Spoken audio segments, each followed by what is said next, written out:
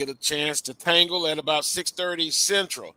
And I'm not going to get on here and pour mouth, but I've been quiet all week. You know why, Charles? Hey, Coach Pettaway and Wheeler, all the prognosticators. I'm sorry, I didn't know there was betting lines on FCS football games. Oh yeah. Apparently, I've been in the invisible world, and nobody. I'm going to say the prognosticators giving Southern University a chance. So, Wheeler, I'm just going to be quiet. And at the end of the day, we'll see what happens because it's not played in the point system. A lot of predictions are based on the end of last season, some of them, and so it's ready to, as the old coach said, it's going to be a knocking mother room. It's going to be a slobber knocker. And Prognosticators can't play, Carlos. well, Prognosticators can't play. They're not suiting up. but So we'll see what's what. But you can bet on the color of the socks now. That's how far the betting has come now. You can bet on sock color, shoe color, whose helmet button up and not button up, and all that old crazy stuff. So it kind of is what it is on that one. Yeah, Coach Pettaway, I'm kind of the old school. It's going to be played on the field. Who wins, who executes, who overcomes adversity at some point in the game. And at the end of the day, when it's all said and done, somebody's going to win and somebody's going to lose. Yep. But it's a great day because football season is officially back, and I'm looking forward to it. I'll be watching the game tonight. After I do my little granddad to do this, I'll be back in time to do to watch the game. And just in case I'm not here at the end of the show, I'm all in for Coach Graves, so he knows that. I'm all in for Southern Jaguars, and I'm looking forward to it. And I'm happy, Carlos, for a lot of Jag Nations because I think you all were wondering about this quarterback race, and I think the guy that you all were wanting, I think he's the one that's going to be on the center today. So that's a good thing that Woods is there. Well, yeah, I tried to be objective, everyone, but you know who I was pulling for to win the quarterback race. Now, according to Coach Graves, you may see multiple quarterbacks play. Will there be a package for McCoy? I'm sure old smart Coach Trey Oliver, he is prepared for either or both. But at the end of the day, who's gonna take this game? Now, Jalen Woods is the starting quarterback. But now they've released the depth chart. I was not shocked, but a little surprised, I'll be honest. Trey Holland gets to start at running back. That's a transfer guy from LSU. Holds the state record, all-time leading rusher from a little small place of Farmerville. Franklin, I believe, will get some snaps too, and McCahey. I'm just excited just to see. And I hope next week I'll be able to be my arrogant self. It's a big game. It's the opener. A win doesn't guarantee a successful season, but either a loss. It's still a long season ahead of us. Well, Carlos, after looking at the depth chart, I got to talk to my A&M coaches because I see where Mr. Franklin from Daphne, Alabama, is number 2 on the depth chart. And I'm trying to figure out why is he on a Jaguar roster instead of a Bulldog roster, and he's from the state of Alabama. Daphne is right outside of Mobile, one of the hottest. What's going on? I recruited that area for years. What's going on? Something wrong with that picture, huh? Yes, it is. Yes, it is. Well, I love you to death, Coach Pettaway, but I'm glad it didn't work out that way for once. and he's a big back, 6'2", 225. So they haven't had a back that size in quite a while. So I think you'll see both. I think you'll see multiple running backs, but Coach Graves said in his press conference, if one running back is hot, and he, to your point, Willa, then hey, they're gonna roll with him. Got to go with the hot hand, no doubt. Yes, sir. Yes, sir. Yeah, if he'd have knocked down 3 in a row, Carlos, that fourth play better be for him or somebody head gonna roll. Yes, sir. Kelby Gibbons, no surprise, starting at defensive end. The other end is Jerome Wallace. Now, his brother is a starting tackle on the team. He came in last year and played. He transferred up Willa from Division II in the SIAC. Cornerbacks, Xavier Franks, a grad student from McGee, Mississippi, Charles, came from Southern Miss, 6'3". And then your other cornerback is Traylon James, transferred from Prairie View, from Madison Prep in Baton Rouge. He's 6'3". So Willa and Charles, tell me, 2 6'3" cornerbacks? I hadn't seen that in a while. Well, you know, Coach, our coach here, Cedric Thomas, said one of the requirements in all season was to get taller corners. So I think Southern University also has that memo as well. Get taller on the back end of that defense. Yes, and then at safety, of course, there's Horatio Johnson and somebody's familiar, Herman Bristol III. So everyone, I guess, if you would ask the public, they would say the defense is the strongest unit on the football team. But I think it's going to be very interesting to see how this offense performs. Yeah. You know, creative. You got different personnel. I think you got a better quarterback room. At receivers, you got some, I wouldn't call them Smurfs, but they're fast. Kobe Brown, he's another one. Now it's his time to shine. But I guess the first early point would be Southern's offensive line. Now, people have been asking me, have they improved? If you remember last year, they were so-so until they made a couple of changes. One being Wallace. Now he's a sophomore, as I lighten up my screen here. And the other one is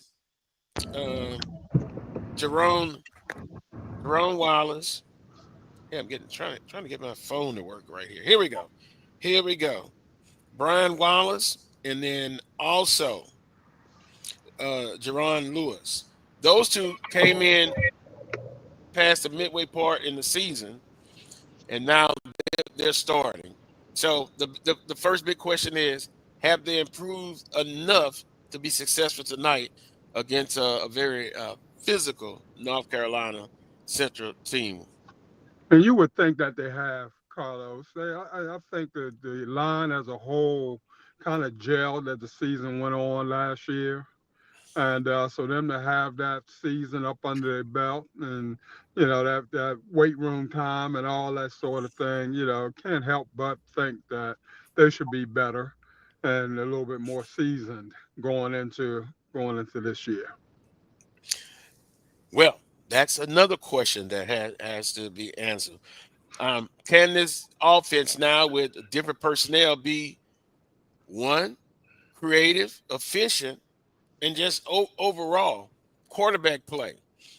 He says he's going to play both. And I know I saw some comments last week in the chat room saying that, you know, you stack 7 or 8 in the box and challenge Jalen Woods, who, by the way, is playing in his hometown tonight. So that's another question that will have to be addressed, Charles. Yeah, I mean, for me, for Southern University, their defense last year was lights out. You know, they found a way to close games out defensively, get stops, get off the field. But offensively, with the exception of the 2 Jackson State contests last year, the SWAC championship game and the regular season game, you know, can Southern put points on the board? You had a freshman quarterback. You played multiple quarterbacks. So for me, the question for Southern University is, can they be more efficient offensively? You've got a pretty good running back room. Holly's going to get a lot of attention, I'm sure, on national television tonight. considering his story from LSU. So I'm sure he'll be featured. And if he's hot, they're going to continue to feed him. And that makes the quarterback a little bit more comfortable. Running back, a running game is the quarterback's best friend. So that's kind of what I'm looking at. Graves said he might play 2 quarterbacks. We'll see about, we'll see. And hopefully, whatever it's going to take to make that offense a little bit more productive. I thought Southern last year offensively was okay, but I do think that they would like to take it up another notch, led by a quarterback who played last year. And that can't, some teams are going to be breaking in new quarterbacks this year. Not the case at Southern. So we'll see how that goes. And Will and Coach Pettaway, I'm looking for the play calling to be a lot better. And that's the key. And I'm looking for balance too. Right. Because I think balance is the key. Balance is the key. Mm-hmm. I think you got to have a balanced offense to keep that defense, to keep them on their toes. So yeah, the balance is going to be the key on the offensive side of football. Mm-hmm. Mark Frederick's going to have to call a good game, Carlos. There's no doubt about that. He's going to have to call a good game. My thing is 3 touchdowns and a field goal, you should win 90% of your games. So my thought is that, Southern's playing lights out defensively. They did pretty much, all of last year. If they can continue and pick up where they left off and they can get 3 touchdowns and a field goal out of the offense, they'll be fine. 24 is enough. That's it. It should be, in my mind. Can I be greedy? I mean, I want to win, whether it's 1 or 2 points, but boy, I kind of look at it as just viewing a little film of North Carolina Central, and knowing their offensive coordinator when he was here at Baton Rouge, and Trey Oliver. I think they want to pound and ground. I think they want to be balanced, but I want to see if they can play from behind. For us, like Coach Pettaway, tempo. Yeah. I think, believe it or not, I think Southern wants it to be the tempo to be really, really fast. I'm thinking, and I could be wrong. I'm thinking if Southern gets off to a good start and they get up by a touchdown or 2, maybe it forces North Carolina Central to play up tempo. Yeah, but one of the things that you got to remember now, they got most of their people back on that offense from last year, and they played from behind in quite a few games last year now, so they're used to coming back. Even though this is a new season, I just think that I'm gonna be honest, Will. I don't think 24 points is gonna be enough. I think you got to score more to win this game because for the simple fact that North Carolina Central is gonna put points on the board too. So I'm thinking you got to have the ball to put points on the board, Coach Pettaway. You got to have the ball. Yeah, and to me, that's the that's the bottom line. So if Southern can put together some some grinded out type of drives, that sort of thing, utilize the clock, take some time off of it. Coach Graves being an old lineman himself, he knows the value of what goes on up front on both sides of the ball. So I'm sure he's going to be emphasizing good play up there. I don't know, Coach Pettaway. I think 24 should be enough. Okay. I think we're giving Central too much credit there. That's just me. Well, and that's just me Central bashing because that's what that was being an A&T man. Yeah, I'm gonna bash them every chance I get. Ain't no doubt about that part. So that part could come into play also. Yeah. I'm glad you admitted that, Willa, because somebody in the chat room is going to say that. Yeah. But I think what we saw from last year, Southern can win in any kind of way, whether it's a low-scoring game or a high-scoring shootout. We saw that last year. So I think, for me, I was impressed with Southern's defense. And I think that if they keep it low-scoring and they run the football with Holly and they put some good packages together for their quarterback, slow the game down, I think 24 should be enough. If it's if it's more than 24, Southern might be in trouble. I kind of compared to Jackson State when we previewed the championship game last year. If Southern kept the score down, they had a shot. But we saw what happened. Jackson put a bunch of points on the board. So I kind of look at it kind of the same way. And I'm just wondering what Vegas and Atlantic City is saying, because Brian Fulford said last week, according to his information, Southern is a double-digit underdog. Like, I mean, the Jaguars did make it to the SWAC championship game last year, right? They were one win away from winning the SWAC. I mean, what are folks saying that lead you to believe that Southern is a double-digit underdog when their defense comes back stout, unless they see something that Central is just above and beyond? It's kind of a head scratcher to me.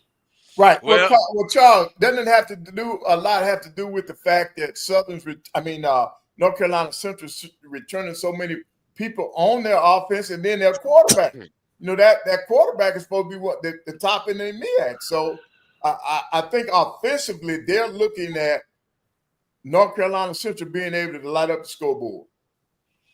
I tell you what, I'm coming after him. I'm hitting him almost on the sideline. The first hit coming when he get off the bus. Yeah.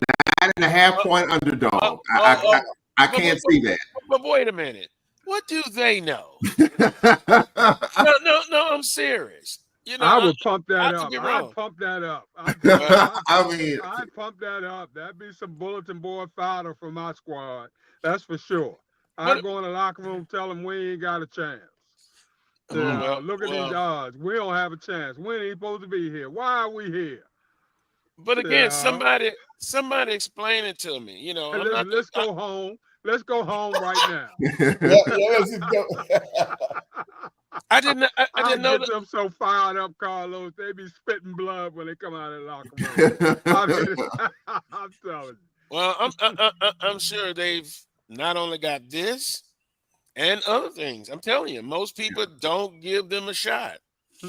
You know, I don't pay attention to the Jackson State people in the chat room. Southern could have all Americans all across the board. Jackson State has said they're going to win regardless.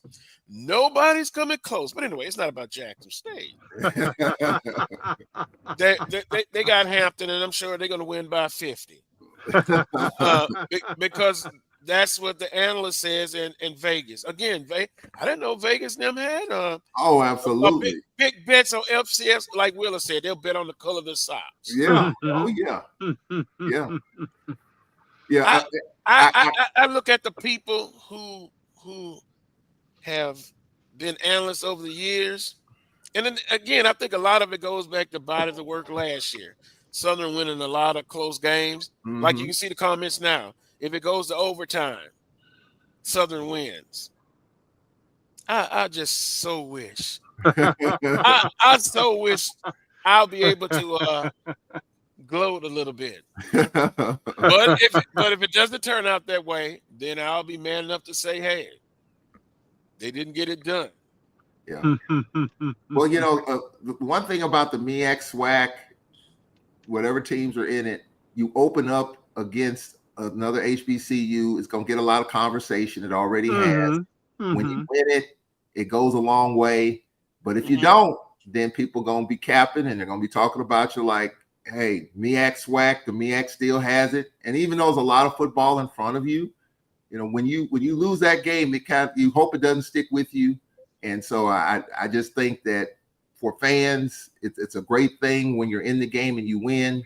But it could, you know, it's going to get conversation if you don't. And so that's what I like about the MEAC-SWAC. It gets your season off to a good start. You're not playing Alabama to start. You're not playing Southern Miss to start. You're playing another school against another team that you can possibly beat. So I think it gets a lot more energy than some of these other matchups. Grambling Langston, I agree, HBCU as well. I agree 100%. I'm just glad you got two teams in the game that have had some recent success.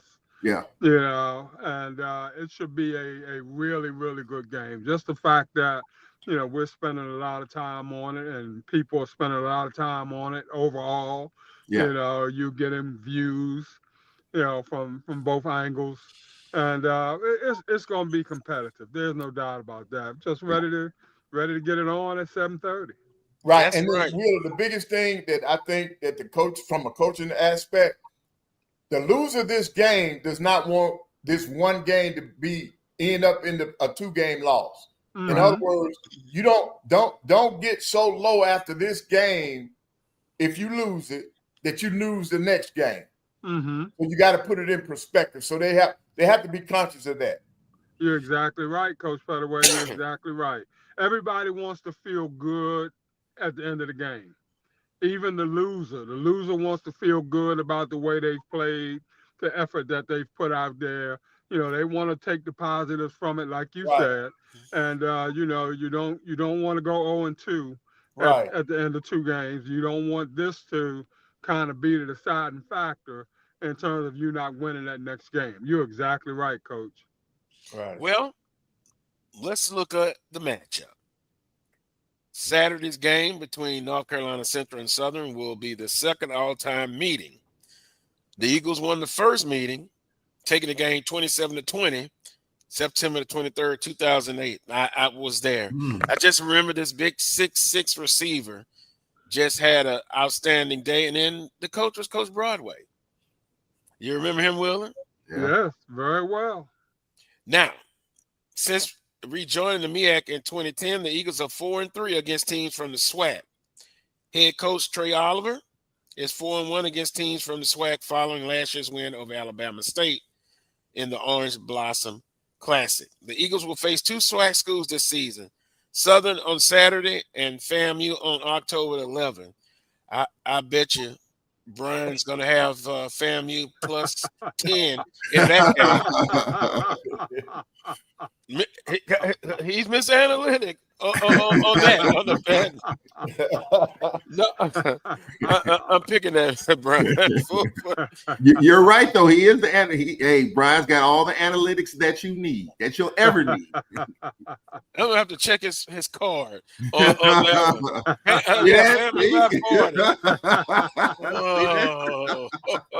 Oh my goodness.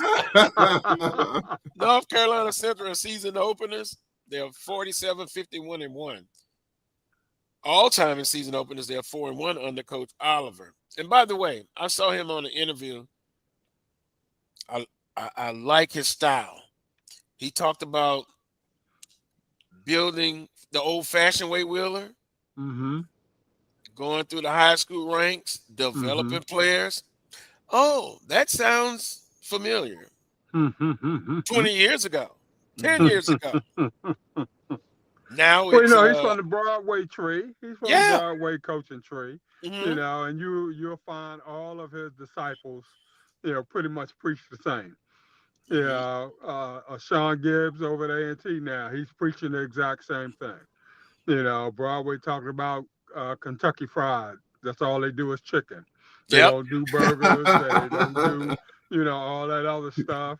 They just do chicken. And that was always his goal, in terms of his football team. Yes, sir. We're going to do it one way. We're going to do chicken. And his disciples, they go by the same mantra. Yeah, I first heard that at the Celebration Bowl against Alcorn. And you're absolutely right. For the second straight year and the third time in the last 4 contests, North Carolina Central will open the season in a neutral site contest. Now, this will be North Carolina Central's first appearance in the Cricket MEAC-SWAC Challenge kickoff since 2021 when they defeated Alcorn State 24-14. The Eagles also competed in the game in 2018, falling 40-24 to Prairie View A&M. So overall, they 1-1. Who was that coach at A&M at Prairie View A&M at that time? Was it Dooley? Dooley? Was it? Interesting. I think so. Interesting. So, why you bring that up? Not Carlos Brown contract. What? Where did that come from? Well, it just shows you on any given Saturday. Oh, okay. All right. So they're 1-1 in the SWAC MEAC-SWAC challenge. M comes before S. You notice I keep trying to say SWAC before MEAC. So we're going to take a timeout because we didn't know if we were going to have the show on time, I do have a guest of the North Carolina Central Radio Broadcasting Network. So I've got to get him a link to join us, and he'll tell us about North Carolina Central University. Also, Kriston Davis back at Southern University as a coach. And Wheeler, I like that. Played recently, transferred to the University of Houston, now back on the staff. And we always talk about this, going through the process. Young coach starting as an assistant and then working his way up to get an opportunity. Does that sound familiar? So, or maybe I should just stop talking about it because it's not going to change some folks' thinking. That's true. But I like it doing that way, and I like the way Trey Oliver does it. Coach Graves, building that traditional football team. So on that note, we'll take a timeout. When we come back, it'll be more of the Carlos Brown Show right here on the Black College Sports Network. Southern and North Carolina Central, 6:30 Central Standard Time on ABC National TV. Yes. Let the games begin. We'll be back. I'm returning to Clinton Parish, and Tampa's my community. I grew up here, went to school here, and my wife and I make our home here. What makes Tampa special are its people. So when I represent someone injured in my community, it's personal. Call my office and speak to a real lawyer and not some referral service. I will fight the insurance companies to get the settlement that you deserve. At the law office of Clinton Parish, we take the pain out of being heard.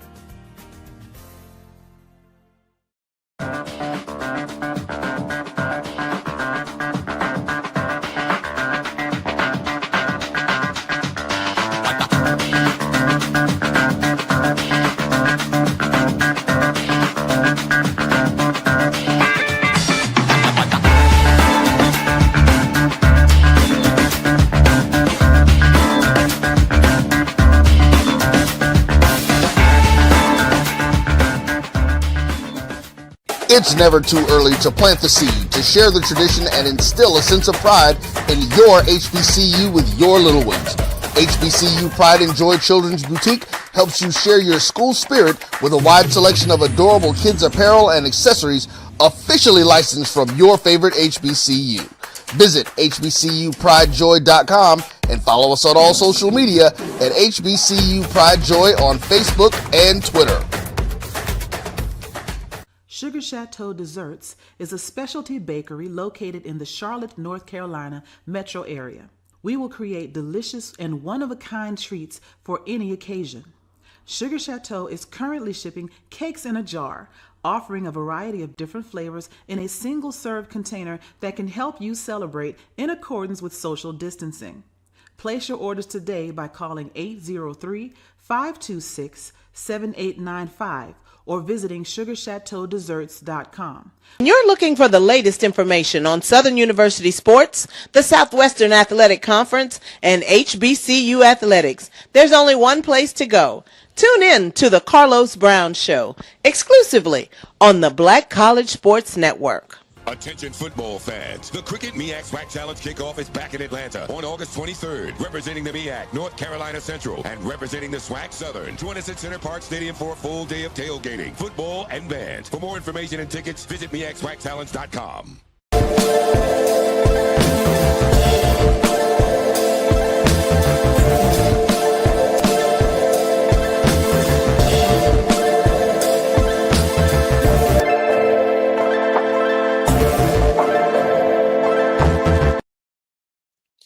Welcome back to this week's edition of the Carlos Brown Show right here on the Black College Sports Network. Jonathan Duren of the North Carolina Central broadcast. He'll join us in a second. Oh, yep, he's waiting backstage. He'll give us a kind of a perspective on North Carolina Central. We kind of just giving you information as far as the SWAC or the MEAC-SWAC Challenge, North Carolina Central. He'll give us an update on Mr. Walker. I know they bring back, I believe, all 5 starters on the offensive line, and defensively very stout. So by no doubt, this is a good opponent. Good way to start the season off. Not playing FBS, playing up, but not playing down, playing on equal footing with North Carolina Central and Southern University. Let's see, Jonathan Duren. Let's introduce him and bring him in. Ah, there he goes. Hey, I've seen him before. Jonathan, how you doing, sir? I'm doing great. Hope that you are all doing well this morning as well. Mm-hmm. We're doing well. We're excited about a football game, finally. At 6:30. That's about that time, huh? Yes, sir. Tell us about Coach Oliver and this football staff coming into 2025 opener. Yeah, I mean, Coach Trey Oliver, a great guy. I mean, great coach, great person, first and foremost. It's been amazing having him on campus and him introducing, culture over scheme. You'll see the T-shirts that the players are wearing, the coaches have been wearing all throughout camp, and that's something that he's really instilled and is introduced into the program, carrying on a tradition that has been set at North Carolina Central from the coaches in the past all the way up until now. And in this new era, adding on Coach Matt Leone with the offensive staff, and then also looking at the offense and the coaching staff, and talking about the coaches, coaching the quarterbacks, Davius Richard is going to be joining the staff this year. And yeah, it's just a great culture that's been implemented by Coach Oliver. He knows what it takes to win, and he has put together a team that can win. Now, offensively, it starts with the quarterback for North Carolina Central. Talk a little bit about him. And I see the little smile on your face. Not a first-year starter, to say the least. Yeah, Walker Harris he's really bided his time. It's one of those situations where you look at quarterbacks in the NFL, right? You look at Tom Brady or Aaron Rodgers or those guys that, have gone on to become superstar quarterbacks, but they had to wait their time. Tom had to sit behind Doug Flutie. Aaron Rodgers had to sit behind Brett Favre, and Walker Harris sat behind Davius Richard for a couple of years. And now Davius is back on the coaching staff. We'll see how the dynamic will change with them back together, being able to talk and have that same camaraderie and conversations that they had when they were in the same quarterback room as, student athletes together. And now Davius having the opportunity to have played as a starter for so long, to be able to pass along that information to Walker. But yeah, I'm really excited to see Walker taking another step this year. I mean, just because of all of the experience that he had behind Davius Richard, he's been hailed as one of the top quarterbacks among the MEAC, one of the top quarterbacks among HBCU football. And he really stepped up last year, almost threw for 2,000 yards. Got off to a little slow start at the beginning of the season, but really found his stride and has, a plethora of weapons around the edge. I'm looking, it says North Carolina Central is bringing back a wealth of experience up front. So offensive line, they've played together a good while. How strong will this unit be again in 2025? I mean, getting Trevon Humphrey and Asik McMore and Noah McKinney, getting all of those guys back at Jaquan Sprinkle. I mean, if you watch them over the last few years, you've seen how strong the running game has been, with Jamari Taylor transferring on to Virginia and coming back this year, Chris Mosley in the backfield. But this is a group that knows how to pull, and it's a joy to watch, right? If you look at tape and you're a big run guy game like me, I'm from the Midwest, 3 yards in a cloud of dust, right? That's what I grew up watching. That's what I learned, when I was growing up. And so being able to watch these guys be able to get off the ball and shift the lines around whichever way that they need them to open up the running lanes on the ground, or give Walker the time that he needs to be able to find a vertical route or find somebody getting open late. It's amazing. These guys are really strong. Well, I think you could appreciate that. Oh, definitely. No doubt. Offensive lineman. No doubt about it. No doubt about it. So when we look at them, so basically, would you say they're more run heavy, but then they sprinkle in some passing? percentage-wise, is it like 70-30 run the pass, or it's a little bit more even? I think it's a pretty even split, especially when you have a quarterback like Walker Harris who's able to sling the ball around, and you have receivers coming back like Chauncey Spikes on the edge, and Nassim Cosby and Chance Peterson able to take another step this year. You want to be able to give those guys an opportunity to shine, right? You want to be able to give them opportunities to get down the field, and also at the tight end position with Luke Bracey coming back. You want to be able to spread the ball around, and when you're able to do that successfully, then it opens up the running game, and we get a chance to see Chris Mosley try to slice his way through for some yardage. Charles, you have a question, or anybody in the panel? Yeah, just talk about, again, Trey Oliver. I've always been impressed with him, his demeanor, his professionalism, kind of a low key dude. Just talk about what it's like to deal with him on a daily basis, because we know Central is one of those teams that's expected to challenge for the MEAC year in and year out. You know, what grinded his gears during the offseason to try to get his team back to that high platform this year? I mean, it's always the expectation of being a championship caliber team, right? That's what you chase every year. That's what you always want to try to instill. And if you look at him and the way that he presents himself in the media, when he does the media availabilities and the press conferences, and the one thing they was talking about getting ready for the MEAC-SWAC challenge, the thermostat mentality is 100% what he abides by. He likes to say, like, wants a team not to get too high, don't get too low.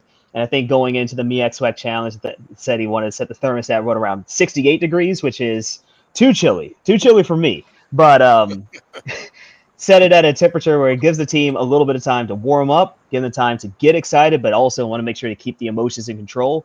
And that's the way that he is when he's on the field. He's a very energetic and, you know, excitable and fiery coach, right? He wants to get the best out of his players, but he's going to do so in keeping things mild-mannered, keeping things contained, and making sure that he's running a disciplined football program. Right. But now, Jonathan, one of the things that he's got to do this year, too, now, he's incorporating, 3 new coaches? Mm-hmm. Yep. So there's going to take an adjustment with that, because I think somebody in the chat room was saying that the defensive coordinator, offensive line coach, and the running back coach are all different. So that's got to come into play, I think, a little bit now. Yeah, I mean, this is one of the things, and the nature of college football in general is that there's always change, right? You always have to adjust. And I think it's really just the fact that since Coach Oliver has remained and Coach Leone has remained, you have the head offensive coordinator and Coach Oliver, who knows defense, you know the story, All-American defensive back, All-American punter. And you're able to keep the same mentalities and principles intact, and you can build from there. If coaches have a different vision of, I want to do these kind of schemes or emphasize these kind of things, you're able to do that within the already established framework. Jonathan, on the broadcast, are you the color analyst or the play-by-play? I've been doing play-by-play at North Carolina Central since 2014 and been covering Eagle football since 2013. Wow. Yeah, very good. That's good, man. Congratulations. Oh, thank you. Yeah, and I got to thank Donna Ware, who put me in contact with you, and at North Carolina A&T and North Carolina Central. Boy, I'm sure that's going to be an interesting game. Wheeler's an A&T alum. We'll probably see him get excited for that one. Oh, no doubt. No doubt. It's really funny for me. I'm a graduate of South Carolina State, and I always joke about the fact that I graduated from a school that dislikes A&T to go work for a school that dislikes A&T. So it was an easy transition. Oh, and I believe South Carolina State is picked to win it. Yeah. It's been really exciting watching the Bulldogs return to form. The team that's got the most MEAC championships. You go to Oliver C. Dawson Stadium, you go and look at the press box, and you see all of them right there. But yeah, it's exciting for me to be a graduate from a school that has such a rich football tradition, to be coming to a school working at North Carolina Central since 2013 that really established themselves as one of the best in the CIAA, and then made that transition to Division I Being a baby Division I program, there's a teenager now at this point, 15 years at being D1, and to have already established themselves as a team that has been ranked multiple times, has made appearances in the Celebration Bowl, made their first D1 FCS playoff appearance last year, or rather 2 years ago. They have a team that's been able to build that tradition and success. It's been really exciting for me to be able to be here and follow along with it. Yeah. And Carlos, Buddy Pugh and I played against each other in college. tell me you got the best of him sometime. No, he was on the offensive line too. Oh, okay. Also. Yeah. Hey, Jonathan, do you get an opportunity to do the Central basketball? Yeah, I've been doing North Carolina Central basketball the whole time I've been there as well. Yeah. Say hello to Coach Martin when Andrew, when next time you see him, we had some battles. I coached against him. He played against me, my team. So I know the program well. I love it. Yeah, Coach Moten's an amazing guy. It's always fun being around him. And when I was working full time there as an SID, being on the team bus for football, basketball, baseball season, always fun hanging out with the coaches. Yeah. It's interesting. This is what I love. Jonathan and Charles Edmond is the play-by-play with a lot of experience for Alcorn State. Maybe you will cross each other's paths in the future. But see, this is what I love. Yep. HBCU getting the opportunity, and then the craft. They develop the craft. So I really love this part. I really do. Well, it's all love. Jonathan mentioned something. Graduating from one school and then working for another. That's you. Graduating from Grambling and working at Alcorn, and there were people who didn't like me when I first started because it took years for me to break into the Alcorn system. We had old coaches that didn't like Grambling and vice versa. So, I get where Jonathan's coming from. It takes a little while to get seasoned and marinated in those systems. Yeah, and what's wild for me is that I grew up in a family. All of my siblings and my parents went to Hampton. So, wow. I grew up, around the HBCU culture. And then for me being the only one in my family that went to a different school, they're all like, we still love you. But it's, you get the little rivalry in there. Whenever the two teams play, they always want to get the better of each other. But this is the great thing about, HBCU sports, right? Sir. We talk so much about how much we don't like this team. I will say that, in general passing, I do refer to the school in Greensboro as the school in Greensboro, but I have such a great respect to everybody that's over there. A great working relationship with the people there. And, it's all great when all of the schools are succeeding. Just like when we're on the field of competition, I want my team to win, but outside of that, I love to see success for everybody. Yes, and that's what I think it is. The culture is around HBCU sports. It's the family. It's a family that doesn't matter what school. As long as you're part of the HBCU family, we all family. We're all in it together. And Carlos, I would agree. We say in Greensboro, NCC who? Oh my God. That's pretty good. I had to throw that one in there. Yeah. And see that's what you love. I even could say I love the JSU family, Jackson State. Although we know them in Southern, they are just alike. And they'll go at it, but after the playing days are over, after the event is over, you're absolutely right. It's HBCU love and family. We're speaking with Jonathan Duren of North Carolina Central radio broadcast. For North Carolina Central, well, before I get the keys of victory, how does Trey Oliver feel about going up against his team against Southern University? Because he has ties with Southern University. Right. What has he specifically honed in on about playing Southern University and Coach Graves leading the program? I think this is about the third time within the last 5 years or so that we've gone up against a SWAC opponent, and he always talks about, the love of what he's had, being within the SWAC and being grateful for the time that he spent at Southern. Of course, Coach Leone also coached at Southern. and now here at North Carolina Central. And while he's been at North Carolina Central, he's coached against former teammates. And yeah, he's always had that love. But, right now it's all about focusing in on doing the job that needs to be done. Mm-hmm. So, with that being said, what are the keys to victory for North Carolina Central tonight? I really think for them, it starts on the defensive side. We spent so much time talking about the offense. Of course, offense scores the points. Walker Harris is one of the standout players, one of the watch list players for national awards. But on the other side, in the middle of the field, we've got MEAC-SWAC, right? One of the best linebackers, in my opinion, among the Mid-Eastern Athletic Conference. And he's going to be out there with Malcolm Reed, one of the best defensive backs within the Mid-Eastern Athletic Conference. And the fact that that defense was able to allow such few passing yards against opponents last year, that helped the offense stay in games when they were finding a little bit of trouble to get the gears going. But I really think for North Carolina Central, it starts with the defense, number one, and number two, if the offensive line, as we talked about, if they're able to get off and to control the line of scrimmage, I think that bodes very positively for North Carolina Central. Yeah, defense, probably out of the two, offense, defense, who's the strongest unit? Man, it's tough to say.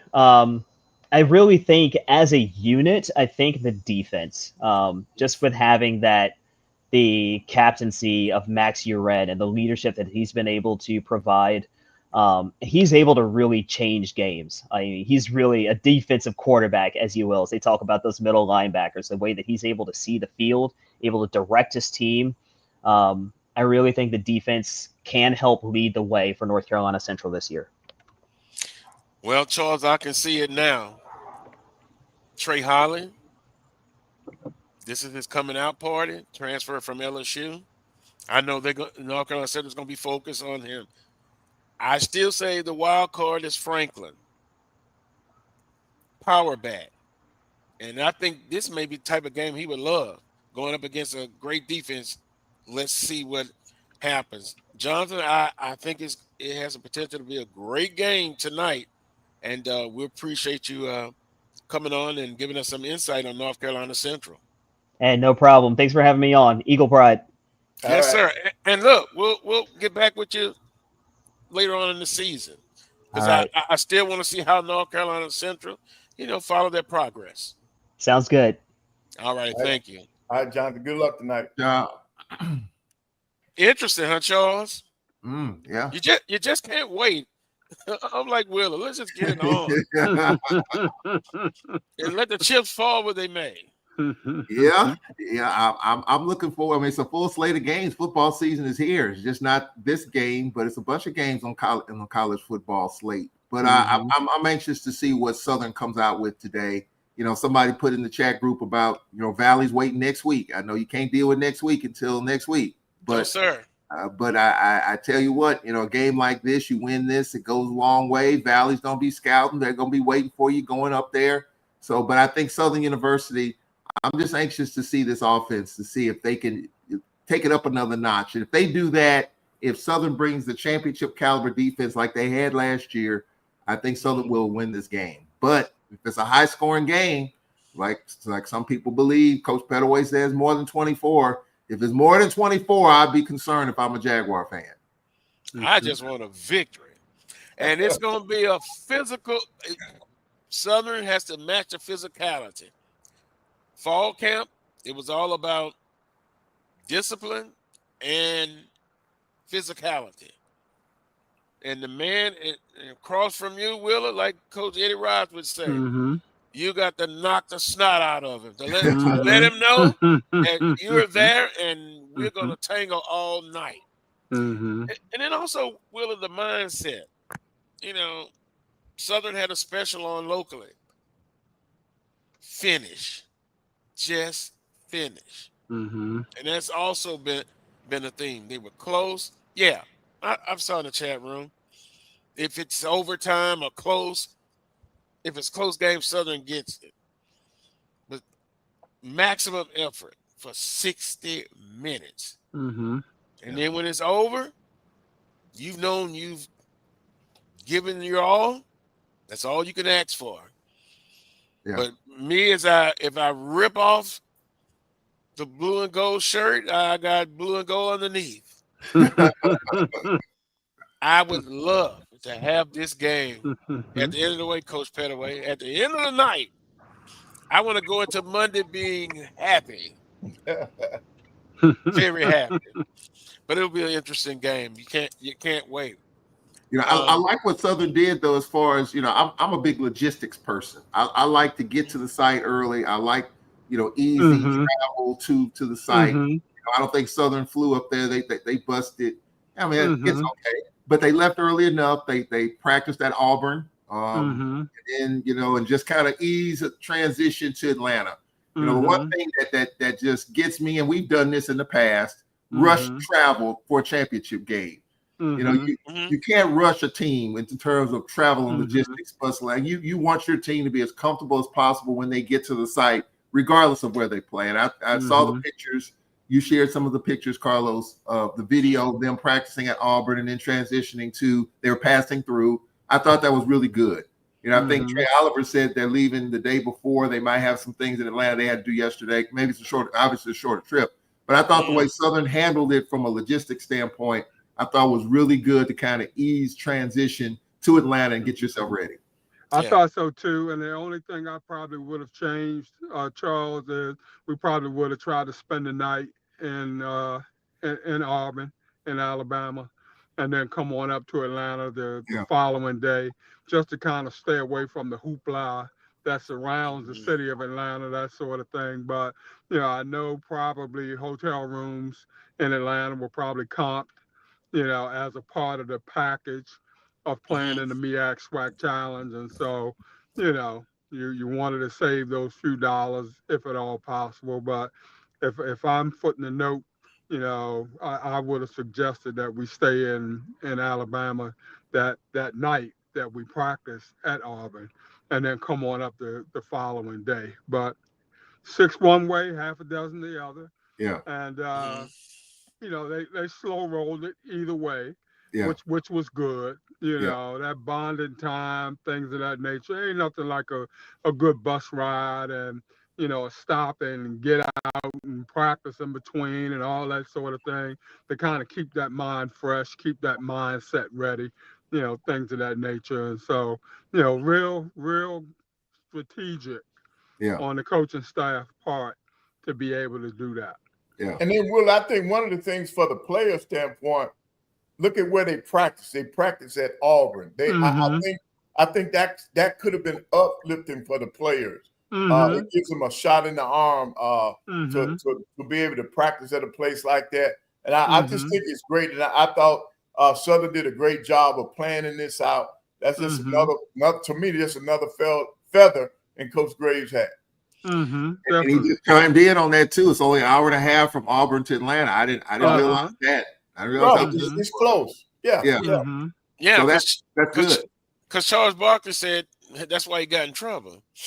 Because it was nothing to do in Auburn, so he would go into Atlanta. And it's interesting. I did peep on social. Thank you, Coach Graves. Good luck today. Because I got somebody in the chat room. He loves to take shots. But he has a right to do that. You know who I'm talking about? EA. Look at what he says. What did EA say? $18 million budget and taking the bus. Oh, Don't start, because I had a couple of Southern Night people ask me about that. I could care less. The most important thing is to get. Ain't nothing wrong with that bus ride. Nothing wrong with it. Nothing wrong with it at all. Nothing wrong with it at all. You slowing the roll. It's that bonding time and things of that nature. Wasn't like they were going to the SWAC championship game and felt like they needed to get there like right now and get it settled in, get acclimated and all that sort of thing. So, I thought it was the best way to travel, and the way they broke the trip up, I thought was strategic, that sort of thing. And like I said, hats off to Coach Graves. They did leave Thursday, though, right? Money just because you got money. They left Thursday. Yeah, and they posted it on social plenty media. of time. Yeah. Kids got a chance to get their legs back, get their feet up on them, that sort of thing. And, the only other thing I would do, and hopefully Coach Graves know this also, they're taking all the meals in the hotel, so you ain't got to travel around town trying to get to this restaurant, get to that restaurant, that sort of thing. And, you're able to keep them all together, keep them right there, mindset, ready to play the game at 7:30. Yeah. Yep. Hell, the food's so good in Louisiana, you can package. They got companies that package that food and have it waiting there. But I'm sure they have a routine. And shame on you, EA. Shame on you, EA, because if it was FAMU in North Carolina Central, you're gonna tell me from Tallahassee to Atlanta they're gonna fly in. But I know EA, you just like the people. I understand. Ask EA if they flew to Valley last year. Well, Coach Pettaway, I'm not getting into that. Just add a little humor. Oh, I understand. Well, Coach Graves said that they left at 6:00 Thursday morning. That's perfect. Yeah, I mean, I think that's absolutely perfect. You leave early Thursday. I think I saw pictures of them, before the sun rose Thursday. So yeah, perfect. I mean, I think that's the way to go. Sometimes we do rush travel. Sometimes due to budgetary reasons, you save a night, whatever the case. But a game like this, you leave early Thursday. You get there as best as you can. You practice at Auburn. You go on to Atlanta. You're there Thursday. You got some events, I'm sure, part of the MEAC-SWAC, some obligations you got to do. You got to deal with that the day before. So I thought it was excellent. So now there's no excuse. You're rested. You're there. You're not rushed. Let's play football. And man, the bus they left on was nice. Yeah, I'm gonna tell you. And so they did post it on social media, and then they also, Coach Graves and them thank Morehouse. They were able to practice there. So, sticking to a routine, your first game of the season, then you're traveling. I think it's great. Yeah. I think it's great. We'll take another timeout, and we'll come back. It'll be more of the Carlos Brown Show. Yes, I'll do that right now. Black College Sports Network Game Time Show will be live right after the Carlos Brown Show in Atlanta. I was hoping to be there, but I couldn't. But look, I'm going to have the eyeballs, like John Grant said, on the television. I've got friends going to be watching that's not there to focus on the O-line and D-line, and I'm just going to be there. I'm going to be sitting back in the franchise cave watching the game with a few snacks and stuff. And then I'll be on the phone texting with friends at the same time. Give me some insight. Maybe I'm missing something, but it'll be good. It's finally here. And then also in the state of Louisiana, there's a big game from the Southland, Nickel State, and the Coordinate Word. And they should have kicked off just now. So, you got other games, Kansas State and who is it, Charles? Kansas State and somebody's on now. Iowa State. Yeah, playing in Dublin, Ireland. Right? Yeah, they're playing in Ireland. It's 7-7 with 9:45 in the second quarter. And we'll we'll be in Louisiana, Carlos, come Wednesday and Thursday. Another Southland game, Alcorn and Northwestern State. Teams that's lost 20 in a row. Well, 21, including go. Carlos, go ask Brian Fulford. Hey, now look, this is now here in Huntsville, we have a high school named Columbia High School. They were featured yesterday on the Today Show for the wrong reason. They have lost 91 straight games. They lost last night, so now it's up to 92. I didn't know that was out in Huntsville, Coach. Yeah, it's in Huntsville. And this is the sad part about it. That's a relatively new school. That school is not that old. Wow. That school is only like 12, maybe 15 years old, right? and they have lost 90 straight games, and they lost again last night. Wow. I don't know what to say about that one, Coach. And then you got the NFL. The NFL has they have looked at it. They're sending people in to encourage the players. Gatorade has given them a contract. They're trying to encourage them, and they're just doing different things to try to encourage this school, these players, to hang in there and to win a game. Well, we're hoping that they find some success. I think I'm doing a commercial break. I think I'm gonna text Brian Fulford and see what the line is on Alcorn Northwestern State. But for Thursday night. Yep. So we'll take a time out. We'll come back and again have the predictions of today's game, if you care to do so. And then since Alcorn and Northwestern State, they play Thursday night, we can get that in as well. You're watching. Hey, Willie, I'm doing good. I'm ready for some football. That's a social AD of information there, Willie Scott in Atlanta. Does a good job. Great job. Oh, yeah. And see what I like about him, he's tough on me. Sometimes I think I can get something because of who I am. He kindly pops me on the hand. And no, sir, Carlos. We'll be back after this timeout. You're watching the Carlos Brown Show right here on the Black College Sports Network. HBCU football fans, the Cricket MEAC-SWAC Challenge Kickoff is celebrating 20 years this August. From Birmingham to Orlando to campus sites and now in Atlanta. The Cricket MEAC-SWAC Challenge Kickoff has been a mainstay in HBCU athletics. 2 decades of providing a national platform on ESPN and now ABC for the finest HBCU programs in the country and some of the most talented players and coaches that have represented them. Forrest Jackson, Tariq Cohen, Javon Hargrave, Darius Leonard, Rod Broadway, Buddy Pugh, all have left their mark on this storied event. This year, we celebrate by welcoming North Carolina Central and Southern to Atlanta, which has cemented its place as the HBCU football capital. Every team who participates in this event looks to start and finish their season in the A by gaining a spot in the Cricket Celebration Bowl.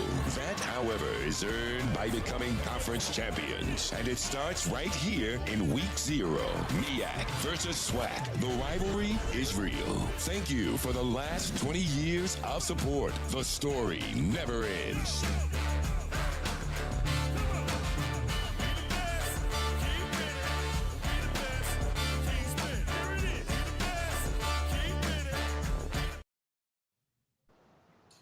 Welcome back to this week's edition of the Carlos Brown Show right here on the Black College Sports Network.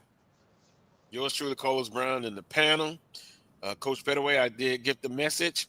Gotcha. I understand he's at 12:30. He's gonna leave us. So with that being said, we can give you some more information on Southern North Carolina Central. But right now, let's just go to the prediction table. No emotion, just your objectivity is requested. Coach Pettaway? Coach Pettaway, you all right? I got Southern winning this game tonight. I think Coach Graves and his team have shown that they're ready to play. And I got Southern in a close one. But I do think it'll be in the 30s. I'm going 33-30. Ooh. Willer? I got Southern 24-21. Now, for the record, because you're on the show, you guys have and can and have disagreed with me. So I want to put it out there. There's no pressure that you guys did because of Southern. Yeah, I know, Coach Pettaway. No. This is SWAC all the way for me now. And the fact is Coach Graves, man. I will not. The only time I will go against Coach Graves is when they play Alabama A&M. So that it's SWAC, it's Coach Graves, and it's Southern. Yep. You know, Wow. haven't seen what Coach Graves is doing. You know, pretty much up close and personal, that sort of thing. Right. It would be hard to bet against his team. Yeah, you know that they're going to be tough. They're going to be ready to play. They're going to be prepared. Yeah, it won't be anything short on his or his coaching staff's part in terms of those kids being ready to play. I think the wild card is going to be Mark Frederick. You know, what kind of game he calls on the offensive side of the ball. Yeah. Is he making the adjustments? Will he make the adjustments necessary to kind of alleviate the pressure, off of certain areas, that sort of thing? So, that's the wild card in my mindset. Yeah. But Coach Graves got them prepared. They're going to be ready to go. No knock against Central just because I'm an Aggie, that sort of thing. No knock on that end because they're going to be tough. They're going to be physical. But I just think Southern's ready to go blow for blow. I think Southern's the better team. I think I'm going to go the traditional low scoring. I think I texted the score, in my opinion, 23-19. I think Southern's going to win the game 23-19, a little bit more offense. I'm anxious to, and in Carlos, even in the chat group, people were saying, well, what kind of game Coach Frederick is going to call on the offensive side. I think even last week people talked about it. So I think that's kind of maybe a little bit of anticipation and anxiety in terms of that side. There's no doubt Southern defensively will be ready. I have no question about that. I think they'll flip the field on special teams. I think they'll do that. My biggest concern is the offense. Will they be able to do enough? And I think they will. With Holly, that addition in the backfield, you got a quarterback that's got a year in Southern system. I think they'll make them comfortable by running the football. I think Southern will win this game. Low scoring. I say 23-19. Well, keys to victory, but let's kind of address some things. Last year was last year. Right. Personnel is different. Yeah. I believe Coach Frederick will answer the call, answer the challenge. Mm-hmm. I've talked to him throughout the year. Now, with the running back room, I would say, in my opinion, is better this year. I brought that up before. The quarterback room is better. So now you take advantage of that room being better. Offensive line, I've told people from what I've seen in practice, they're better. But how much better will they be, going up against a physical team? And then also, it's something we hadn't talked about. One was special teams. Who's going to be, because I know, Charles, we always talk about special teams and how you can get 7 to 10 points, albeit a block punt, a punt return, a kickoff return. That's one that we look that it had to be improvement. From what I've seen, Coach Graves personally got more involved with the special teams this fall camp. Because, he's been in charge of that at other places he's been at, right? And then it's another position that people don't ever talk about, the tight end. I think they have a chance to exploit that. Dupree Fuller, been in the system. We interviewed him when he committed to Southern from California. Also, how many backups will get a chance to play? Coach Miller, defensive coordinator, likes to kind of put players in and out, make sure the starters be fresh in the fourth quarter. That's something else to look at. And then also, I want to see how involved will Holly and Franklin be involved in the passing attack. I saw some things in fall camps and scrimmages that I didn't see last year per se. So how involved will they be on the offensive side? It seems like the most questions from the chat room and the prognosticators, the question mark is the offense. That will be the test to see. And then defensively, when we talked to Jonathan, he said North Carolina Central defense is a strong point of the team. But we made note of the offensive line bringing back a lot of people. So Kelvin Kelby Givens will get a lot of attention, right? Yeah. Definitely. But it'll be a chance for somebody else to eat. Yep. Mm.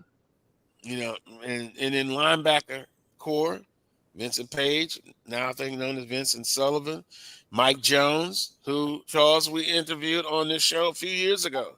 Mm-hmm. He's healthy. So now all the planning, the execution, all of that, now you put it to the first test of 12 tests this year.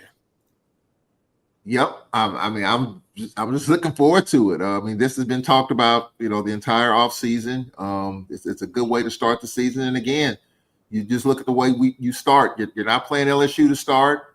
You're not playing the College of Biblical Studies to start. You're playing you're playing another HBCU, and it's going to get a lot of attention on social media. And that's the one thing about these games.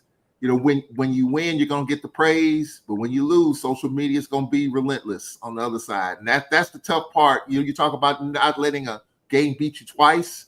The social media, in my opinion, this is just me, the social media piece causes that attention to be carried over because people are going to talk about it. Right. Even well after this game's over with tonight at 10 o'clock Central Time. For the next few days, it'll be talked about, and it's hard to get around it, especially with most people on social media.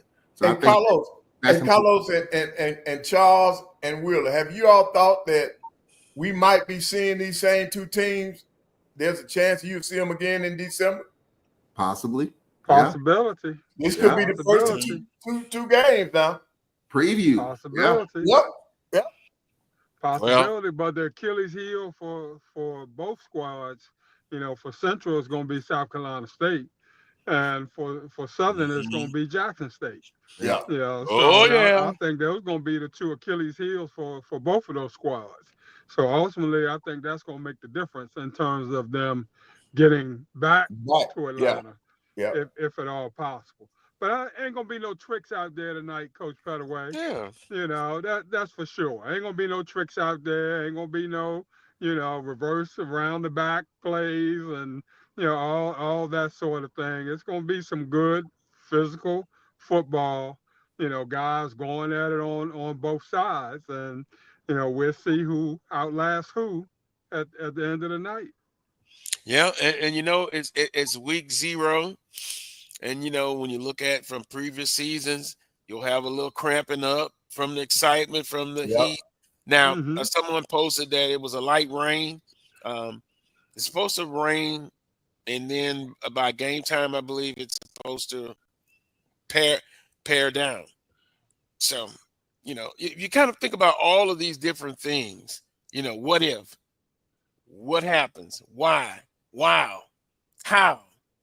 But at the end of the day, you're looking at, hey, it's finally football. Right. It's finally football.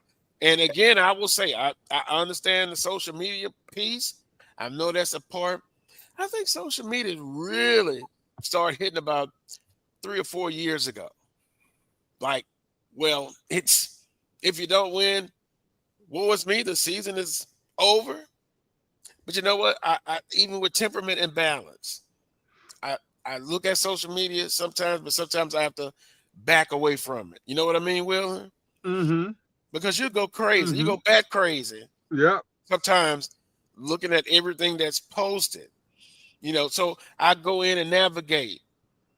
Constructive criticism, that's one thing. Have no problem with that. But sometimes it's just silly. It's silly about some of the things they post. And again, I talk to parents. Same thing. They kind of stay away from it. You win, great.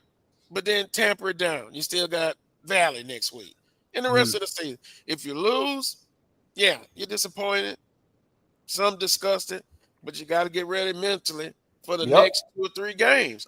Because you don't want to lose twice. So, Charles, I look at social media, I balance it, the temperament of it. Even in the chat room, I love them to death. You can see some of the things they're saying. They're just trying to get after somebody, get under their skin. But I'm not going to let that happen. Well, better way, I'm not going to let it happen.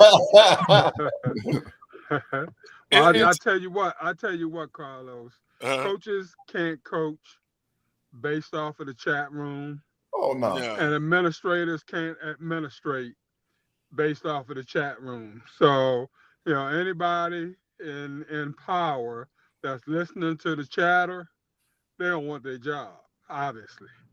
Because they're gonna do something to be gotten rid of in the long run. If you're listening to that devil on your shoulder or what have you, you're gonna make a decision, against all conventional wisdom, and you're gonna wind up out there in the street somewhere based off of something somebody said in a damn chat room.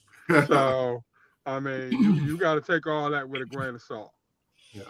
And Coach Pettaway, that's why I always said I'm a Southern alum. I'm a host, co-host. I have to keep them separated, in their place. Because if I don't, then I want to put out a good show, a good product. So again, I love them to death. I go look in after the show, like all the way through, and then I smile at some, I laugh, I raise my eyebrow at some. But one thing I will say, Carlos, and I've just been on social media probably the last 10 years, maybe. I mean, which is kind of relatively young. Social media has been around a lot longer than that. Social media can be a helpful tool because people do have questions. People have honest questions. People have honest concerns. So if you use it the right way, and just like when I do shows, I look at social media to kind of get the temperature of what people are saying and thinking, and I kind of use that to bring it up to the coaches and the people that I'm interviewing. Because some people are extreme. Some people are way out there in left center field. You can't go there, but there are some people that are on second base that you can reach and talk to and say, hey, this is a concern of mine. What does the coach think about? So it's like you said, it's balance. And so if you use it the right way, it's a good thing. But when it comes to fandom, I think all bets are off. If Southern loses this game, people are going to think the world's on fire. People are going to think the Jaguar Nation's in trouble. You know that's coming.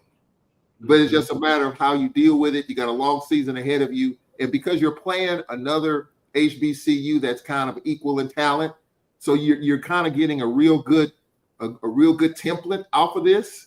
People are going to take this game if you lose it. Even North Carolina Central fans, they're going to probably take it and say, man, we got a long season ahead of us if they lose. But that's not the case. You got a long season ahead of you. But that's not how people take it, though. And Charles, I can see where you're coming from, Charles, in your instance and your circumstances. I can see where you would be paying a little bit more attention to that. But for me, from a coaching point of view, to listen to somebody who hasn't been in the practice every day, who hasn't been there, who doesn't know the schemes and all that sort of thing, I just can't. I got to take it, whatever I can from it. But keep it moving. I'm not going to react off of somebody who has never been to practice, who doesn't know my kids, who doesn't know the schemes and, all that sort of thing. If you don't have intimate knowledge of what it is that you're conversing about, hard for me to put a whole lot of stock in what you're saying. Now, if you should come to me, in your capacity, to bounce something off of me or something to that effect, I don't mind answering that question because I know that you have thought out exactly what it is that you're bringing to the table, that it's honest and sincere. You're somebody that's in the mix, on a regular basis, on a daily basis, and, don't have any problem answering that question or even you taking what I'm saying back to whomever asked you that particular question. And I know that you have to be strategic in terms of what you bring to the coaches or bring to the administrators in terms of asking a particular question of concern that you've gotten from somewhere, that sort of thing.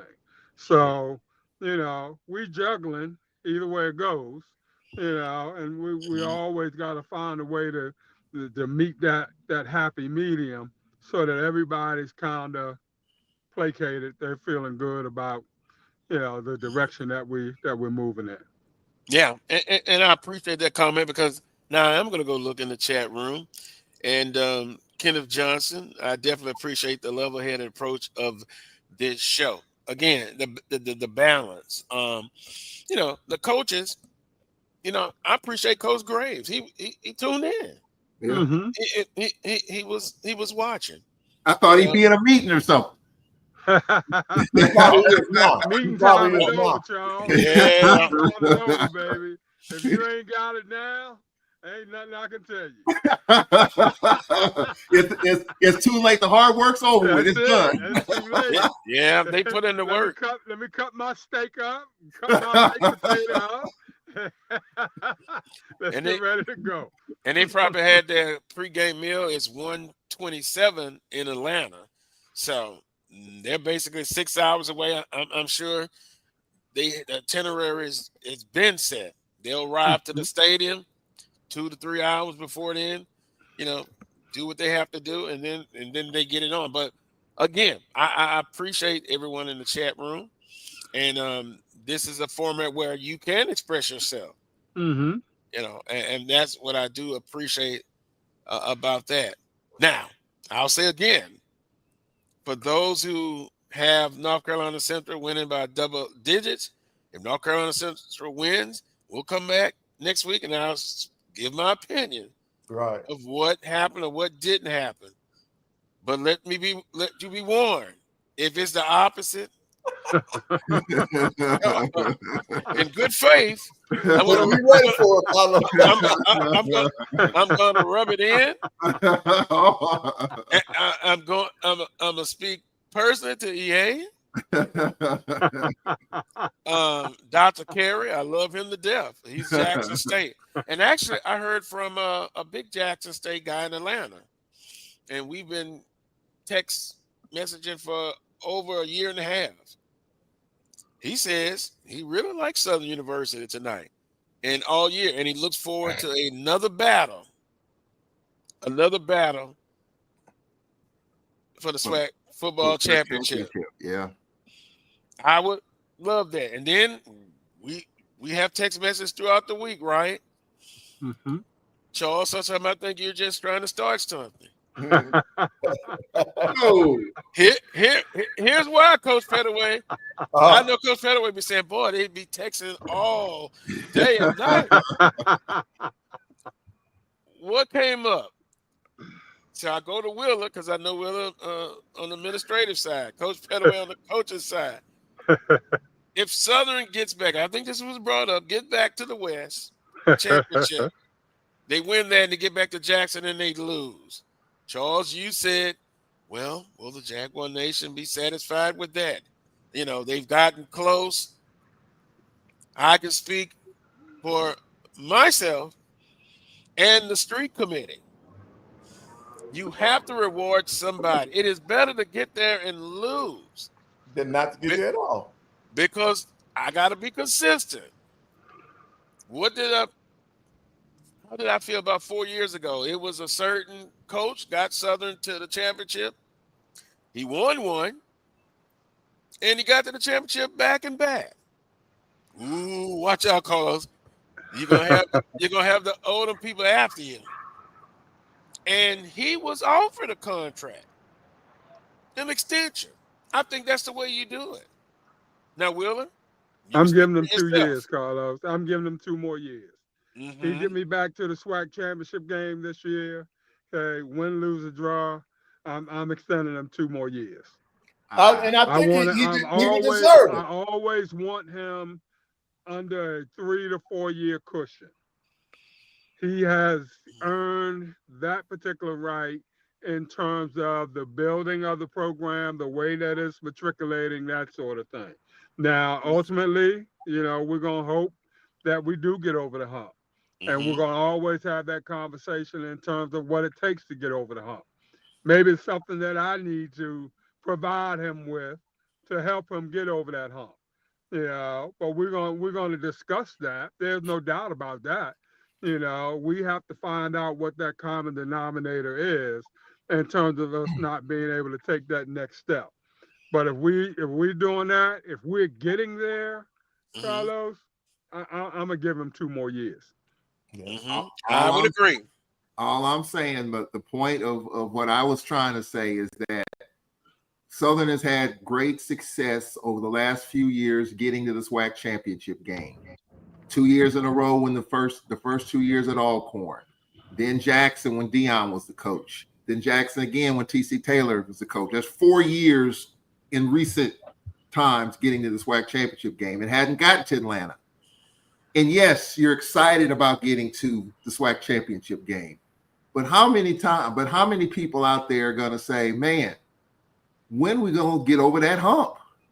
I'm not saying Coach Graves is in any trouble. I'm not saying if he doesn't get there, he's going to be, anything's going to happen. All I'm saying from a fan standpoint, if I'm a Jaguar fan, okay, I'll take it another step further. Atlanta, we've been to the Celebration Bowl 3 times and we're 0 for 3, okay?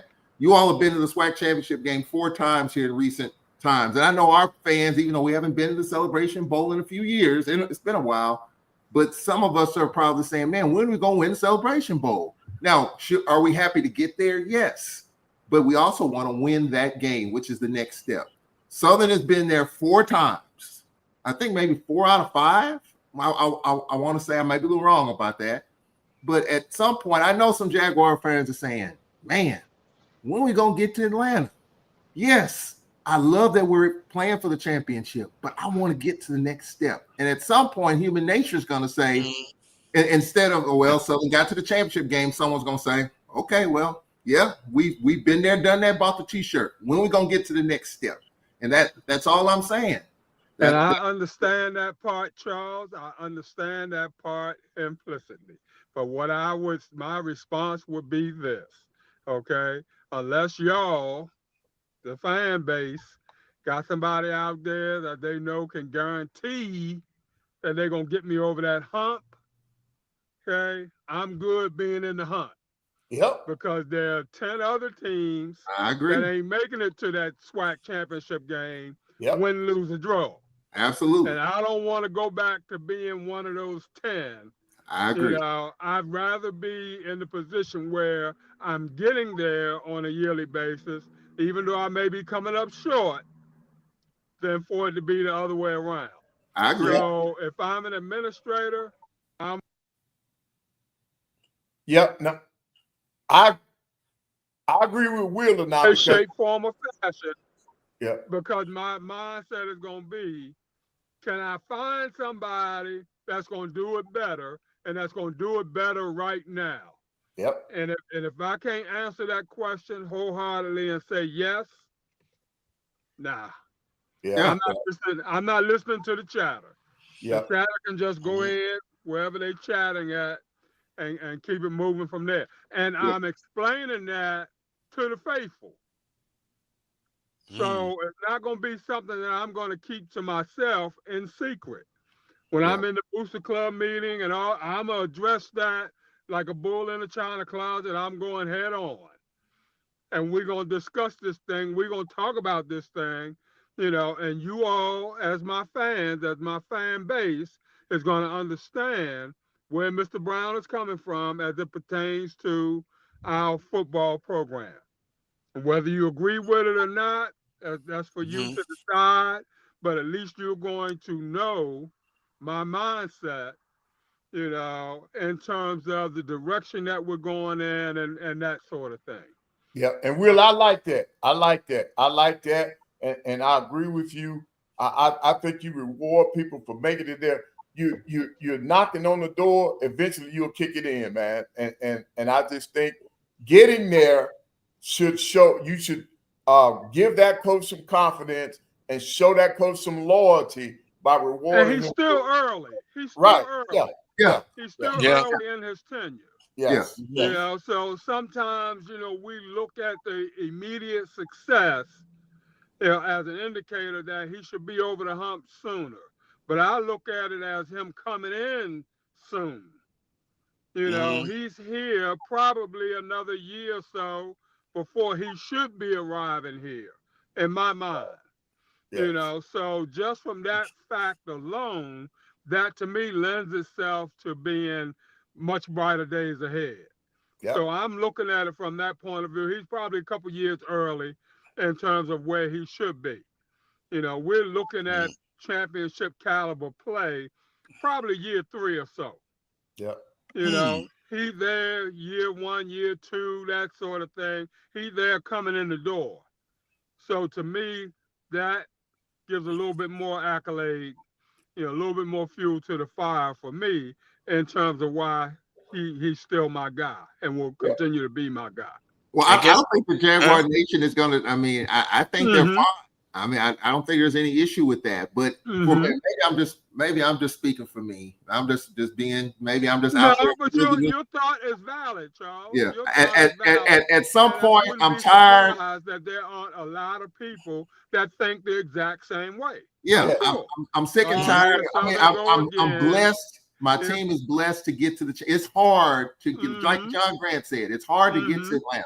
It's very difficult. You got to win your division. Maybe on a short week, you got to win the SWAC championship, depending on what team is in it. It's very hard to get to Atlanta. And in these days and times now, with rosters flipping like pancakes, yes, it is. You have to. And this is something I learned from our former coach Landon Bussey when he said winning is hard. We won 2 regular season titles, but we didn't. The one thing he did not do, he didn't go to the NCAA tournament. We went to 2 NITs. It pained him greatly. The pain on his face when we didn't get there, because it's hard to get there. So what I'm saying is that you have to appreciate the year that you're in and try to get most of that particular roster in that particular year, because there's no guarantee. There's no guarantee you're going to get back there. And so Southern has had great success. They've been there 4 out of 5 times. They've been there. They've been so close. But you come up short in those times, and maybe this is the year to kick the door in. I'm just wondering from a fan's perspective, and I think, Carlos, the point is, are you happy to get to the SWAC championship and celebrate in that? Or is the emotion more disappointment? My job as an administrator, Charles, is to make sure that my fan base understands that. I can't let that simmer in silence, so to speak. Oh, yeah. I gotta attack that head on. I gotta crush that every opportunity I get a chance to. They gotta understand that. They gotta feel that. Whether they agree with it or not, that's up to them. That's for them to decide. Yeah. But they gotta know both sides of the coin, so that they can make a better informed judgment, and not just a judgment from, oh hell, here we go again. Right. That sort of thing. So I understand. I feel it. And let me ask this question. This is for the panel, but the J-State alums and supporters in the room. Coach Sanders did great, right? Except win the Celebration Bowl. Right. 0-2, right? So if he decided to stay at Jackson State, would you have the feeling like, well, we've got to the door and we've got to kick it in? I believe, if I can speak for them, but they'll tell me that they would love to have Coach Sanders back, in spite of losing 2 Celebration Bowls. So again, it is better to get there and lose, although you don't like it, than not to get there at all. So I'm gonna be looking Jack State alum. Dr. Carey, answer that for me. Sometimes when you run in your mouth, and you're talking a lot of smack, that sort of thing, sometimes when it don't work in your favor, you kind of add the fuel to that fire yourself. TC came in, mild-mannered, just got the job done, just went to work. Wasn't a whole lot of fanfare with it, that sort of thing. I believe, you believe, everybody believes, all that sort of thing. Yeah. He just came in and just went to work. The kids responded, and he got over the hump. I like his way better. I like Coach Graves' way better. Well, we know why. These are guys whose focus is on the kids, whose focus is clearly on the program. It ain't on the chatter, it ain't nowhere that it doesn't need to be, that sort of thing. They just go about the business and get their work done.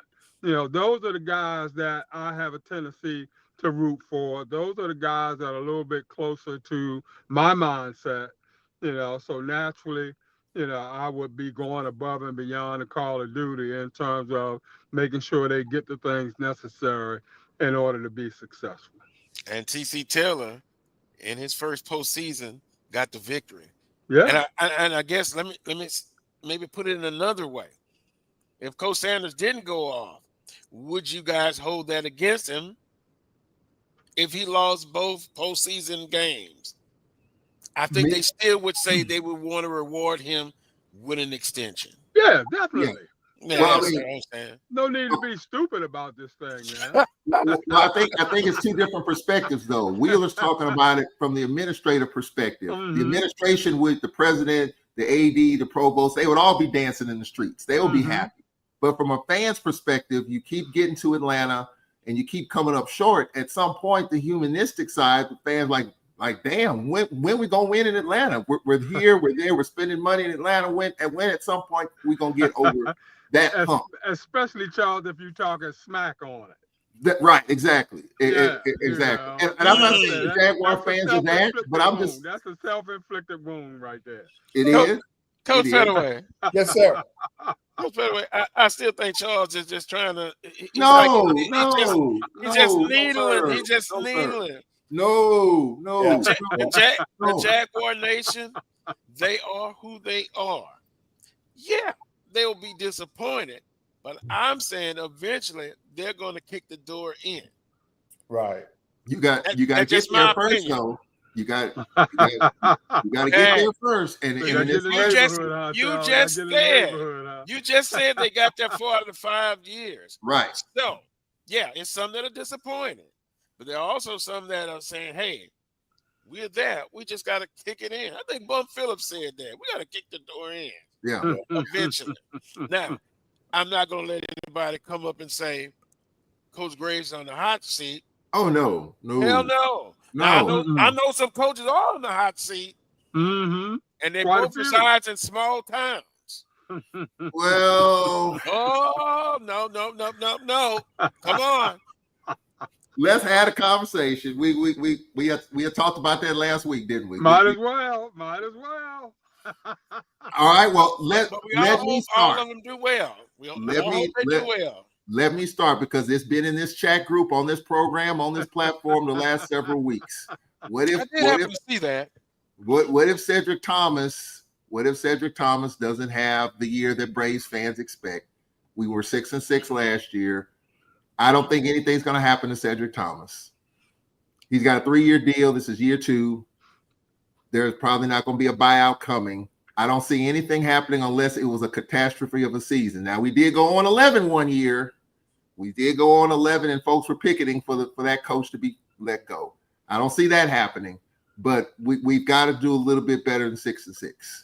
And so with that, I think our president, our former football player, Dr. Tracy Cook, is looking for some improvement. We have a chance to do that in the first month of the season. UAPB, Alabama A&M, a Northwestern State team has lost 20 in a row. Even though, on paper, you think the Braves ought to be able to get that one.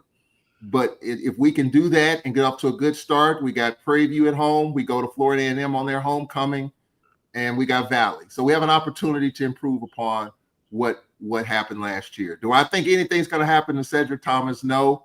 And I thought about it all week. I don't see a coach being fired at the end of the season. Do I see a resignation? Do I see a resignation? Yes, I can see that. I can see a coach resigning. Yes, I can. We can go there now. Mickey Joseph's in the second and final year of his deal. What's the expectation at Grambling? Resign or fired? I see him resigning if things go poorly. I don't. Wheeler and Coach Pettaway. Coach Pettaway, a coaching perspective. Wheeler, the administrative standpoint. Let's throw out a scenario. We just said Northwestern State lost 20 in a row? 21? What happens if Alcorn loses and doesn't score? Would you be, as administrator, willing to A, pull the plug, B, turn up the heat, C, let it play out to the end of the season? I ain't happy, but it's game 1. Yeah, so I'm gonna keep it in perspective. Granted, I ain't gonna be happy, and coach ain't gonna be happy either, and the players shouldn't be happy. Coach Pettaway is not going to be Nobody happy. should be Right, happy. right. Not, Yeah, but I if they mean, lost 20 in a row, that's a game you can win. yeah, so, but at the same time, we got to look at it. There's still 10 more games left in the season, that sort of thing. Mm-hmm. There's still time to turn the ship around, write it, get it right, all that sort of, make this a memory, and let's keep it going. So no, not thinking about making any changes or anything like that. But no, I ain't happy now. No, I ain't jumping up and down. But I mean, we take it with a grain of salt. Look forward to improve for week 2. And week 2 is Alabama A&M in Huntsville, the Cruise Classic. That's the game. I've been talking with fans. That's the game a lot of people are kind of eyeing and looking at. Now he can't lose. He can't lose that game in week 1. Yeah. He can't lose week 2 in week 1. Yeah. The funk can't be so stench that we go up to Alabama A&M and stink it up. Right. Then I got to kind of try to get to the bottom of what's going on. We can't let that stench linger. If we lose that first week, we got to put it behind us and get ready for the next challenge. And let's go. Well, I'm early bet. I'm going with A&M at home. Oh yeah. Sam, especially after the first game. Woo, they're gonna be ready, Coach Pettaway. I think so. Right. Well, I'm going for. I think Alcorn will beat Northwestern this Thursday, and then of course Alabama State is at UAB. I don't see Bama State coming out of that game. I just want them to remain healthy. You know what's funny about Northwestern State, Carlos? I posted an article. Their coach, he's in his second year too. They've lost 20 games in a row. They practice all the little things on the positive side. They practice coming out of the tunnel, because remember they had 4 games canceled because they had a player was killed, and the program, this program that we're playing Thursday night is like a new program. They got a bunch of new freshmen, redshirt freshmen, going to start a quarterback most likely. They've even practiced the celebration when they win. I mean, so it's like they're not used to it. So it's that's something unique and different there. But that's what their program's dealing with right now. Kind of a refresh or restart of that program, because they have been kind of in mothball mode. Yeah, trying to change the culture. Trying to change the culture, yeah. And he spoke to the Shreveport Booster Club and all that. So he's doing a good job in trying to get the fan base back. I think just based on the fact that we've got more talent. I think we're better on both sides of the ball. If we jump on them early, I think we got them. But you can't let them hang around. That's just the way it goes. We got to come out fast. But as far as coach is concerned, no, I don't. I think Ramling, Mickey Joseph, what's going to happen there, I don't know. But I think as far as the other coaches, you got 3 new coaches in the conference. We'll see what happens with Dishman at Texas Southern. We'll see what happens with UAPB. I think as far as the SWAC's concerned, in my honest opinion, there are 6 teams that can win the whole thing. The top 3 in the East, the top 3 in the West. Are these other schools coming? Yeah. Shade is coming. You got Mississippi Valley. They're waiting for Southern University. But right now, and it could change week to week, I think 6 teams can win this conference and go to Atlanta. I think, Charles, you're going to pull an upset for next week.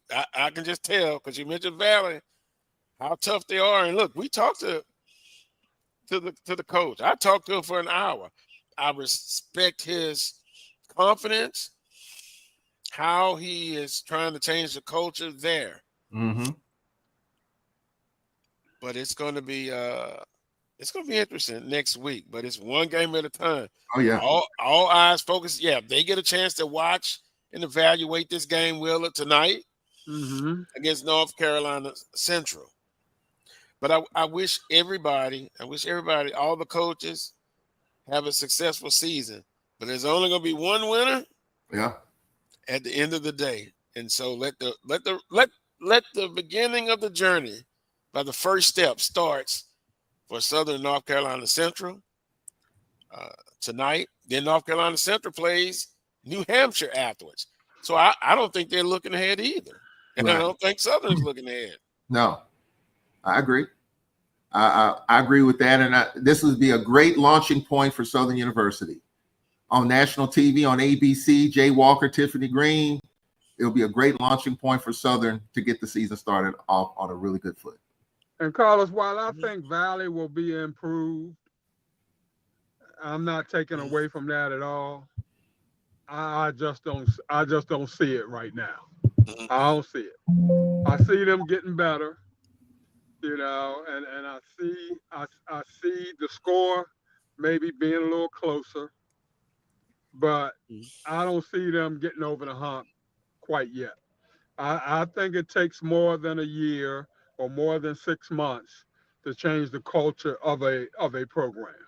Mm-hmm. I just believe that. I just believe it's a bigger job ahead, and hopefully he'll get the necessary things in order to be able to ultimately do so. So I expect them to be improved, but I don't expect them to start whooping butt right now. Now, Coach Graves said, "Respect everyone, but fear no one." That's it, right? And there. that's kind of the mentality you have to have. So did we get our predictions on Northwestern Alcorn? I think Coach Pettaway said Alcorn. Yeah, I go with Alcorn. Definitely Alcorn. The Braves. But Northwestern State is gonna say, y'all know we don't lose to HBCUs now, so y'all better act like y'all know up in here. Yeah. So.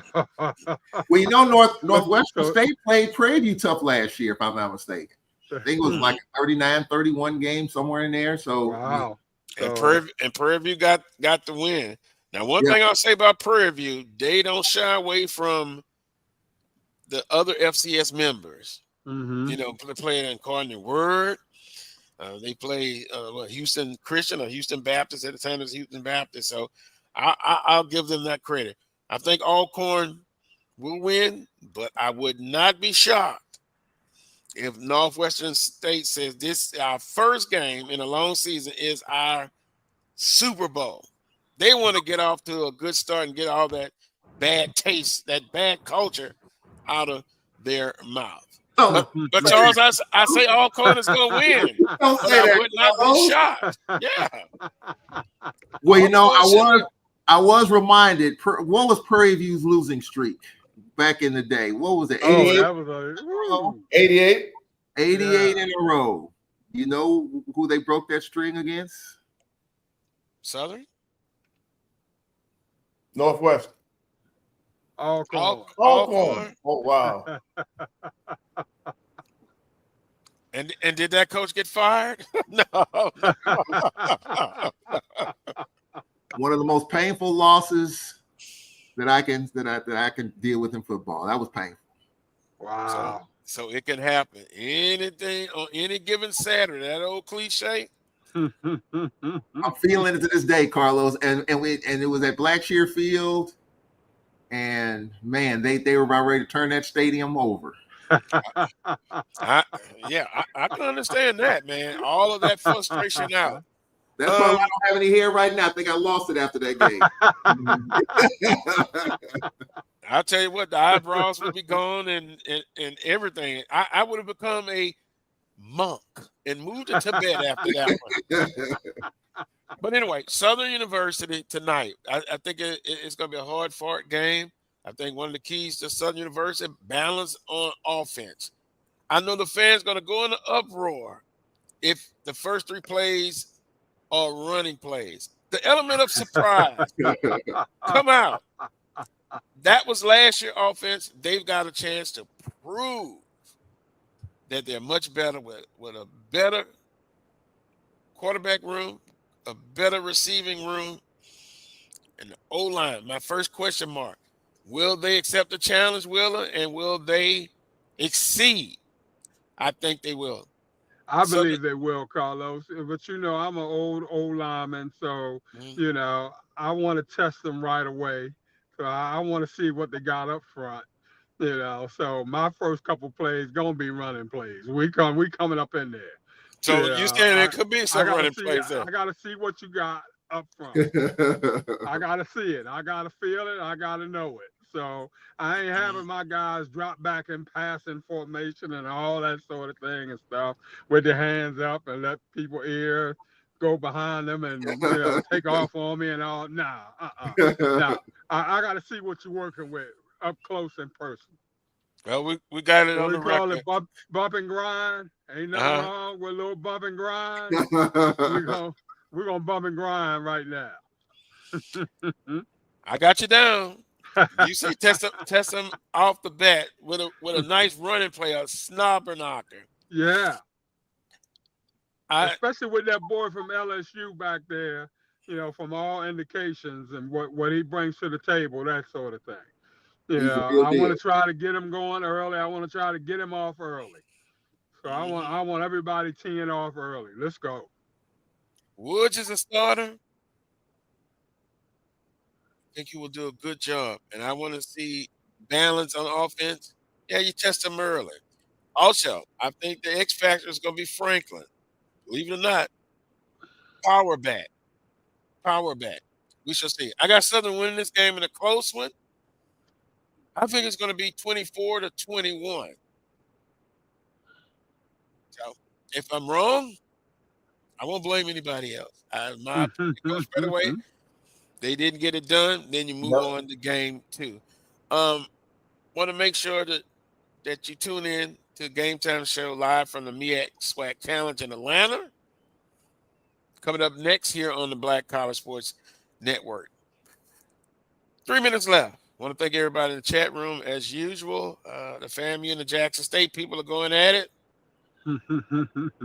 I wouldn't expect anything else, Coach Pettaway. Oh yes. Also, Trey Holly gets the start. Jalen Woods gets the start. Kelby Gibbons, of course, gets the start. Interesting, 2 cornerbacks, 6'3". Transfer from Southern Miss, Franks.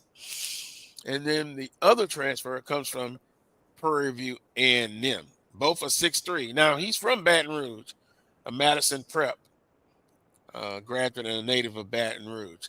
So after all of the talking, after all of the scheming, after all of the fall practice, all the hard work, getting tired of hitting the same people, you hit a wall during fall camp. Now it's game day. And let's